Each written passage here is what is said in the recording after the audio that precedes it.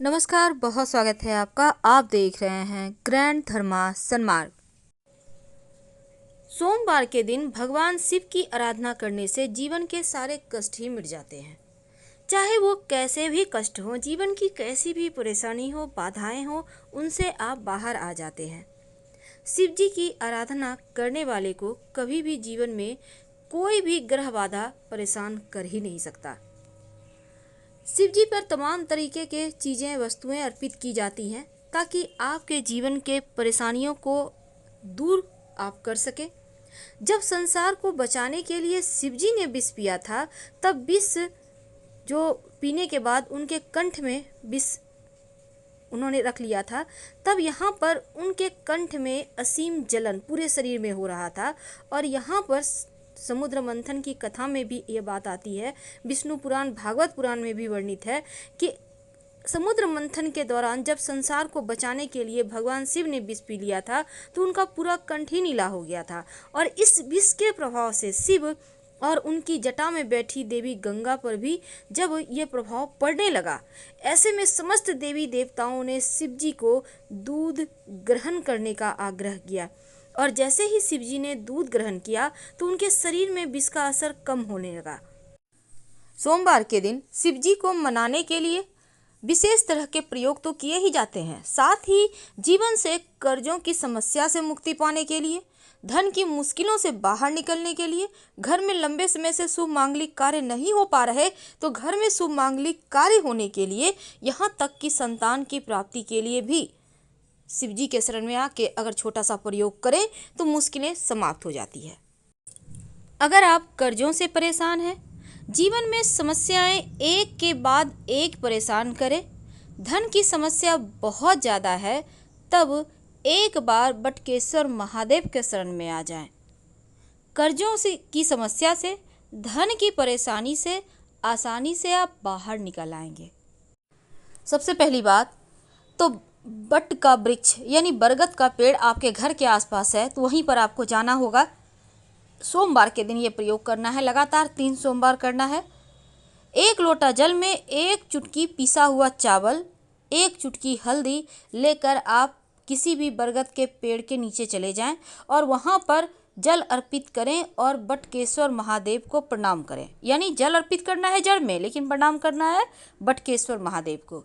इसके बाद थोड़ा सा जड़ उससे वहां पर से पेड़ से तोड़ कर ले आए। अब इस जड़ को आप लाल धागे के सहारे बांधकर अपने पॉकेट में रख लें, पर्स में रख लें, अपने बैग में रख लें, या आप चाहें तो अपने व्यवसाय स्थल पर रख लें, आप चाहें तो गले या बाह में धारण कर सकते हैं। धन की मुश्किलें भी दूर होगी, कर्जों की समस्या से मुक्ति मिल जाएगी। आइए अब जानते हैं एक छोटा सा प्रयोग जो जीवन के सारे कष्टों को धर लेगा, दूर कर देगा। कई बार क्या होता है, शत्रु बहुत परेशान करते हैं, आप हार चुके होते हैं कि क्या करें, कैसे भगवान हम इस परेशानी से बाहर निकलें, कैसे हम तमाम बंधनों से मुक्त हो जाएं। इस मोह माया जाल में हम इस कदर फंस जाते हैं कि कभी कभी बहुत ज़्यादा उलझनें होती हैं, समझ में नहीं आता कौन अपना है कौन पराया, क्योंकि हर कोई हर किसी के साथ गेम खेल रहा होता है। लेकिन फिर भी हम उन्हीं रिश्तों को निभाना जानते हैं क्योंकि हमारी परंपरा ही ऐसी है। तो चलिए अब हम जानते हैं सिंपल तरीके से कैसे दुश्मनों से मुक्ति पाएं। देखिए, आप किसी भी सोमवार को ये उपाय कर सकते हैं। आपको चाहिए होगा 11 काली मिर्च और थोड़ा सा कच्चा दूध। तो काली मिर्च को कूट कर उसका पाउडर बना लें, कच्चा दूध में मिलाकर इसको शिवलिंग पर अर्पित कर दें। ऐसा करने से शत्रु विरोधी शांत हो जाते हैं। यह प्रयोग 3 सोमवार लगातार कीजिएगा। तो चलिए अब जानते हैं कि शिव जी पर अपनी मन्नत को पूरी करने के लिए आप क्या अर्पित करें। तो सबसे पहली बात देखिए, जब आप शिव जी पर चावल अर्पित करते हैं, यानी याद रखिएगा टूटा हुआ चावल ना हो, कर्जों से मुक्ति मिलती है। और चावल से, पके हुए चावल से शिवलिंग का श्रृंगार करें तो मंगल दोष दूर होता है। जौ अर्पित करने से घर में सुख शांति रहती है, तो शिवलिंग पर आप जौ अर्पित कर सकते हैं। और फिर देखिए, अरहर की दाल भी अर्पित की जाती है। माना जाता है कि अगर शिवलिंग पर आप अरहर की दाल या अरहर के पत्ते अर्पित करें तो धन और ऐश्वर्य की कमी जीवन में कभी नहीं होती, दिन ब दिन बढ़ता ही चला जाता है। और अगर मूंग की दाल अर्पित करें या हरा मूंग अर्पित करें तो ऐसा करने से बुध आपका बेहतर होता है और आपके सभी कार्य जल्दी जल्दी पूरे होते हैं। शहद अर्पित करें तो शत्रु विरोधी शांत होते हैं। अगर चीनी अर्पित करें तो जीवन के दुखों का नाश होता है, दरिद्रता समाप्त होती है। काला तिल अर्पित करें तो घर में पारिवारिक कलह कलेश दूर हो जाती है, शनिदेव की बाधाएं शांत होती है और जनेऊ अर्पित करने से हर कार्य में सफलता मिलती है। ये तो थी शिव जी को प्रसन्न करने का सिंपल सा प्रयोग, जो आप किसी भी सोमवार के दिन कर सकते हैं और आपको इसके रिजल्ट हाथों हाथ मिलेंगे।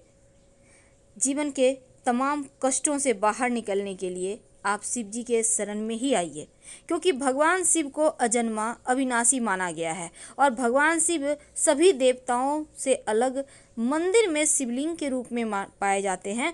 और इसीलिए जब भी आप उनकी आरती करें शिव जी की, तो 1, 5, 7, 11 या 21 बातियाँ रखकर ही आरती करें, या आप चाहें तो कपूर से भी आरती कर सकते हैं। जब भी शिव जी की आरती करें, ओम की आकृति बनाकर ही आरती करें। ऐसा करने से जीवन के कष्ट कम होते हैं, सुख शांति बढ़ती है। शिव जी की पूजा में दक्षिणा जरूर अर्पित किए जाते हैं। दक्षिणा में कैसे करेंगे अर्पित? एक पान का पत्ता लेंगे, उसके ऊपर सुपारी, सिक्का, लौंग, इलायची, थोड़ी सी मीठी वस्तु लेकर आप शिव जी के पास सबसे अंत में पूजा करने के बाद रखने के बाद आरती करना है। और जब शिव जी की पूजा हो जाए तब नंदी की कान में अपनी मनोकामना जरूर कहिएगा। और अगर दुश्मन ज़्यादा परेशान करे तो लाल गुड़हल के पुष्प भी अर्पित करने का विधान है शिव जी को। शिवलिंग पर दूध में मिश्री डालकर अर्पित करने से, जिसको हम मीठा दूध कहते हैं, समस्त सिद्धियां प्राप्त होती है। तो शिवलिंग पर अपने ग्रहों की पीड़ाओं से मुक्ति पाने के लिए बहुत सारे प्रयोग भी किए जाते हैं, लेकिन एक छोटा सा प्रयोग देखिए। सबसे पहली बात तो बहुत सारे लोग कहते हैं शिवलिंग पर चढ़ा हुआ प्रसाद खाएं या ना खाएं। आखिर क्या करना चाहिए?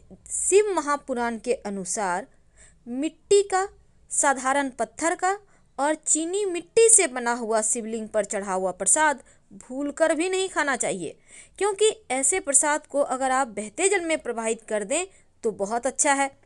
लेकिन धातु से निर्मित या पारद के शिवलिंग पर चढ़ा प्रसाद आप ग्रहण कर सकते हैं। अगर शिव जी की प्रतिमा पर आपने प्रसाद चढ़ाया, तस्वीर है आपके घर में, तो भी वो प्रसाद खाया जा सकता है। इससे भोलेनाथ की कृपा मिलती है। धार्मिक मान्यताओं के अनुसार शिवलिंग के साथ शालिग्राम हो तो सभी दोष नष्ट हो जाते हैं। पर क्यों नहीं खाया जाता? कहा जाता है अगर हम मान्यताओं की माने तो देवी देवताओं को चढ़ा हुआ प्रसाद खाने से सभी पाप नष्ट हो जाते हैं। लेकिन शिवलिंग पर चढ़ा हुआ प्रसाद, चूंकि शिव जी के मुख से चंडेश्वर नामक गण उत्पन्न हुआ था और माना जाता है शिवलिंग पर चढ़ा प्रसाद चंडेश्वर का भाग होता है, इसीलिए शिवलिंग पर चढ़ा हुआ प्रसाद ग्रहण करने की मनाही है। लेकिन शिव पुराण के अनुसार सभी शिवलिंग पर चढ़ा हुआ प्रसाद चंडेश्वर का भाग नहीं होता। इसीलिए आप पापों से मुक्ति के लिए आप प्रतिमा पर चढ़ा और पारद शिवलिंग पर चढ़ा हुआ प्रसाद, यहाँ तक कि आपके घर में जो तस्वीर है उस पर भी चढ़ा प्रसाद खा सकते हैं। लेकिन अब जानते हैं वो दिया, चमत्कारिक दिया, जो आपके जीवन के धन की मुश्किलों से आपको बाहर निकालेगा और बड़ा से बड़ा कर्जों से बाहर साथ ही साथ आप जो भी चाहें, जितना भी चाहें, वो आपको देगा। आखिर वो चमत्कारिक दिया कहाँ जलाए? देखिए, किसी भी सोमवार के दिन ये प्रयोग करें। वैसे तो आप घर में दिया बाती करते हैं, आप हो सकता है बगल में आपके शिव जी के मंदिर हैं तो रोज ही जाके दिया जलाते होंगे, लेकिन ये प्रयोग महाप्रयोग है। बिल्व पत्र का पेड़, आपके घर के आसपास कहीं बिल्व पत्र का पेड़ है तो पहले से देख कर रखिएगा, और बिल्व पत्र के पेड़ के नीचे मिट्टी का दीपक घर से लेकर जाइएगा, मिट्टी का दीपक, और उसमें घी और 2 बाती, यानी 2 बाती एक ही दिया में रखकर ये जलेगा। वैसे आप चाहें तो एक ही बाती का 2 सिरा जला सकते हैं। और ये आपको किसी भी बेल पत्र के पेड़ के नीचे जला देना है सोमवार की शाम, एक चावल का दाना रखकर। अगर पितृदोष ज़्यादा परेशान करे तो 1 लोटा जल में कुसा घास डालकर शिवलिंग पर अर्पित कर दें, नमः शिवाय का जप करते हुए। फिलहाल विदा लेंगे। हर हर महादेव।